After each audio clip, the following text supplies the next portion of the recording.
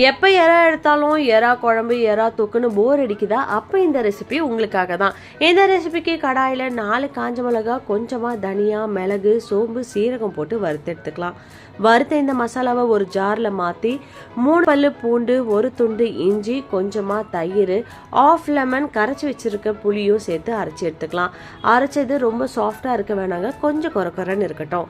இப்போ தாளிப்புக்கு எண்ணெய் ஊற்றி 1 கொத்து கருவேப்பிலை போட்டு இன்னைக்கு நான் 1 பெரிய வெங்காயத்தை பொடி பொடியாக நறுக்கி சேர்த்துருக்கிறேன். இது நல்லா வதங்கட்டும்.